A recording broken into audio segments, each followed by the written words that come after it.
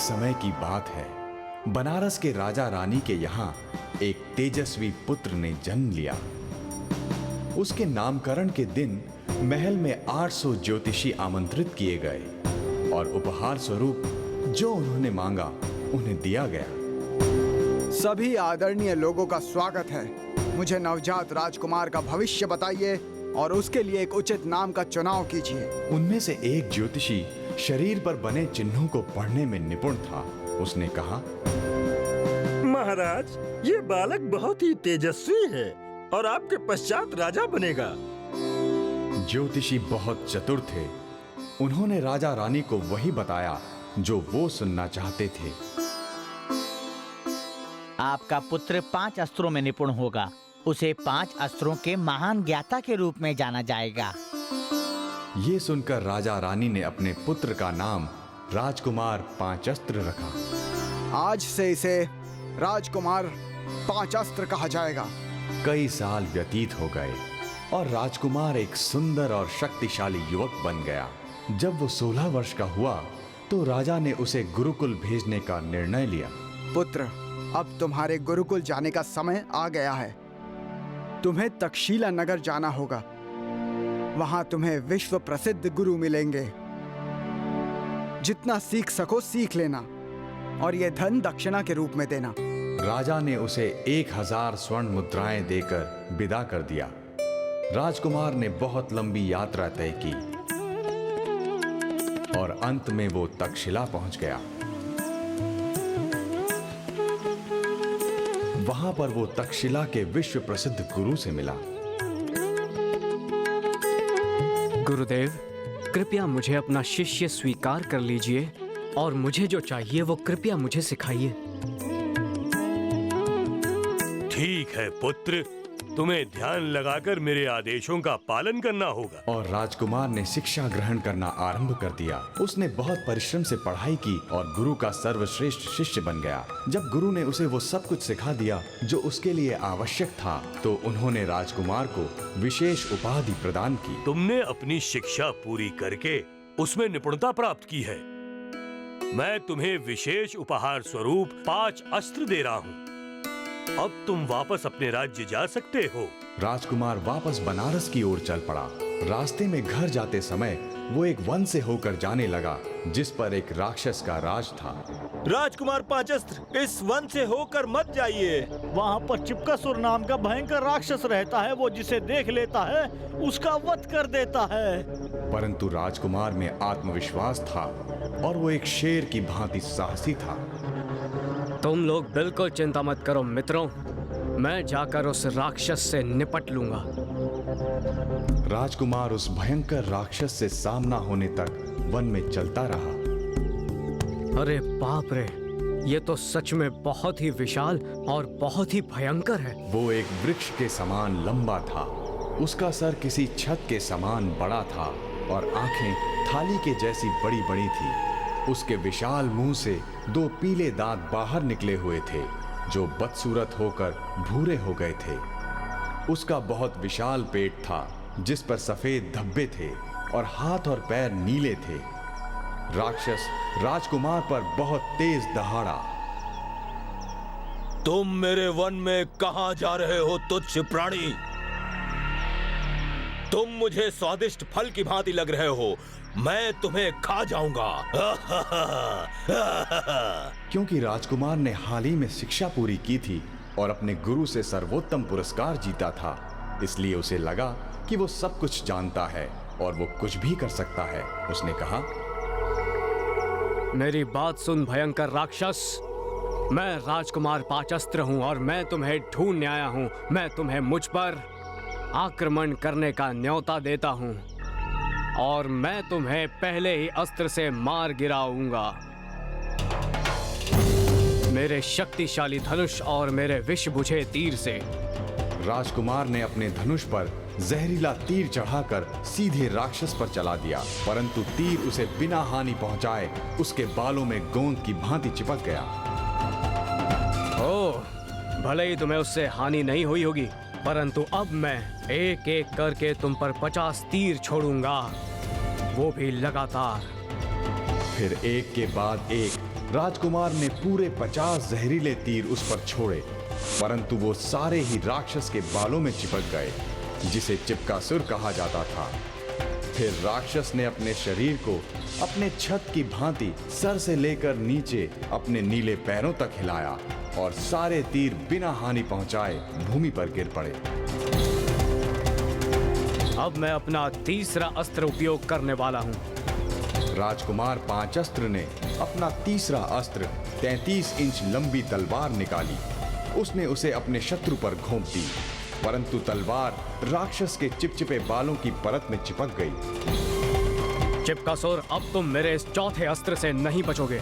उसने अपना चौथा अस्त्र भाला राक्षस पर फेंका, परंतु वो भी उसके बालों में चिपक गया। अब ये मेरा अंतिम अस्त्र होगा। हे ईश्वर, मेरी सहायता कीजिएगा। उसने अपने 5 अस्त्रों में से अंतिम अस्त्र गदा से राक्षस पर आक्रमण किया। वो भी चिपकासुर पर चिपक गया। हे राक्षस, क्या तुमने कभी राजकुमार पांच अस्त्र के बारे में सुना नहीं? मैं अपने 5 अस्त्रों तक सीमित नहीं हूँ। मैं जवान हूँ, मुझ में बल है, मुझ में ताकत है, सूझबूझ है और मैं शक्तिशाली भी हूँ। मैं तुम्हारे टुकड़े टुकड़े कर दूंगा राक्षस। वो चिपकासुर को अपने दाएं हाथ से मारता है, किंतु उसका हाथ राक्षस के चिपचिपे बालों में चिपक जाता है। फिर वो अपने बाएं हाथ से उसे मारता है, परंतु वो भी उसके चिपचिपे बालों में चिपक जाता है। वो उसे अपने दाएं पैर से मारता है, फिर बाएं पैर से, परंतु दोनों पैर भी बालों में उसके हाथों की भांति चिपक जाते हैं। अंत में वो एक पहलवान की भांति अपना सर उसके पेट में तेजी से मारने लगता है, परंतु परिणाम वही निकलता है। उसका सर भी राक्षस के बालों में चिपक जाता है। यद्यपि वो 5 जगह से राक्षस पर चिपका होता है और वो उसके बालों से लटका होता है, परंतु राजकुमार को भय नहीं लगता। चिपकासुर सोचता है, ये तो सच में बहुत विचित्र बात है। ये एक मनुष्य की अपेक्षा शेर अधिक लगता है। यद्यपि ये मुझ जैसे भयंकर राक्षस के चंगुल में है, इसे नाम मात्र का भय नहीं लगा।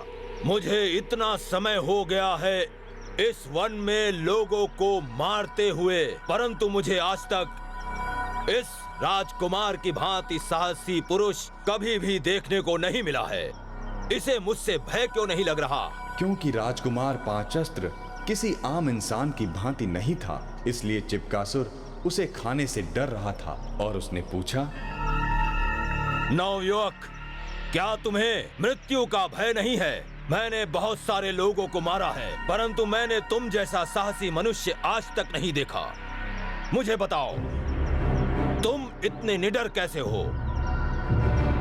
भला मुझे मृत्यु का भय क्यों होना चाहिए? इसमें कोई संदेह नहीं है कि जिसने इस दुनिया में जन्म लिया है वो मृत्यु को प्राप्त होगा। फिर उस तेजस्वी राजकुमार ने सोचा, मेरे गुरुदेव ने जो मुझे 5 अस्त्र दिए थे वो तो इस राक्षस के सामने बिल्कुल नाकाम हो गए। मेरी शक्ति और साहस ने भी मेरा बिल्कुल साथ नहीं दिया। मुझे अपने गुरु से और अपने शरीर से ऊपर जाना चाहिए, अपने मस्तिष्क के भीतर के अस्त्र तक जाना चाहिए। मुझे केवल उसी अस्त्र की आवश्यकता है। हाँ। राजकुमार ने चिपकासुर से बात करना जारी रखा। हे विशाल राक्षस, एक छोटी सी बात है जिसके बारे में मैंने तुमको अभी तक बताया नहीं है। एक ऐसा राज जो सिर्फ मैं जानता हूँ और कोई नहीं जानता। मेरे शरीर के अंदर हीरो का अस्त्र है, ऐसा हीरो का अस्त्र जिसे तुम पचा भी नहीं सकते। यदि तुमने मुझे खाने की बेवकूफी की तो मैं तो मरूंगा ही, पर साथ में तुम भी मरोगे। इसीलिए तो मुझे तुमसे बिल्कुल डर नहीं लगता चिपकासुर। इस तरह राजकुमार ने अपनी महान आत्मिक शक्ति ऐसे उपयोग की कि चिपकासुर उसे आसानी से समझ सके। राजकुमार जानता था कि ये महान अस्त्र जो उसके मस्तिष्क के भीतर था वो था उसके स्वयं के विवेक का चमचमाता अनमोल हीरा। चिपकासुर ने सोचा, इसमें कोई संदेह नहीं है कि ये साहसी मनुष्य सच कह रहा है। यदि मैं इस मटर के दाने के बराबर साहसी मनुष्य को खा भी जाता हूं तब भी मैं इसे पचा नहीं पाऊंगा। इसलिए मैं इसे छोड़ दूंगा।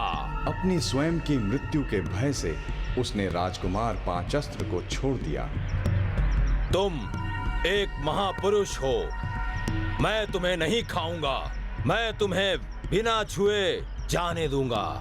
और जैसे ग्रहण के बाद चंद्रमा दोबारा निकलता है, तुम भी अपने सगे संबंधियों के लिए वैसे ही चमकते रहो। जाओ। इससे राजकुमार ने सीखा कि विवेक ही वो उपयोगी अस्त्र है जो हम सबके अंदर है, न कि बाहर। राजकुमार ने उस अभागे राक्षस को एक सीख दे दी।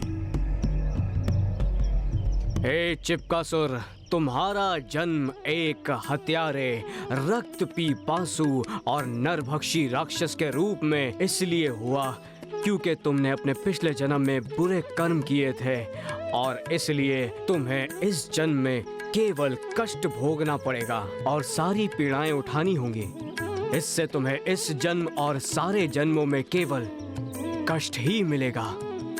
अब क्योंकि तुमने मुझे छोड़ दिया है, इसीलिए आज से तुम किसी को भी आसानी से जान से नहीं मार पाओगे। राजकुमार पांचस्त्र चिपकासुर को शिक्षा देते रहे। ध्यान से सुनो, किसी की जान लेना इस लोक में कष्ट का कारण बनता है, और पुनर्जन्म नरक लोक में या पशु या भूखे दैत्य के रूप में होता है। जानते हो चिपकासुर, यदि सौभाग्यवश तुम्हारा पुनर्जन्म एक मनुष्य के रूप में होता है, तब भी तुम्हारा जीवन काल छोटा होगा। अंततः राक्षस 5 आरंभिक चरण अपनाने के लिए तैयार हो गया। इस तरह उसने स्वयं को राक्षस से एक जंगल में रहने वाले दोस्त में बदल दिया। अच्छा तो ठीक है चिपकासुर, अब मैं चलता हूँ। राजकुमार ने राक्षस के हृदय परिवर्तन के बारे में सबको बताया। यदि आप लोग उसे सदैव भोजन देते रहेंगे तो वो आपको कभी हानि नहीं पहुंचाएगा। उसके बाद लोग उसे सदैव भोजन देकर शांति से रहने लगे। राजकुमार पांचस्त्र बनारस लौट आया और बनारस का राजा बन गया। इससे ये शिक्षा मिलती है कि जिस एक अस्त्र की आपको आवश्यकता है वो आपके भीतर ही छिपा है। यदि तुम मुझे निगलना चाहती हो तो मैं तुम्हारे मुख में प्रवेश करके निकल आऊंगा। मैं लंका देवी हूँ, इस नगर की रक्षक। हनुमान, आप अपना कार्य करें, मैं विघ्न नहीं डालूंगी।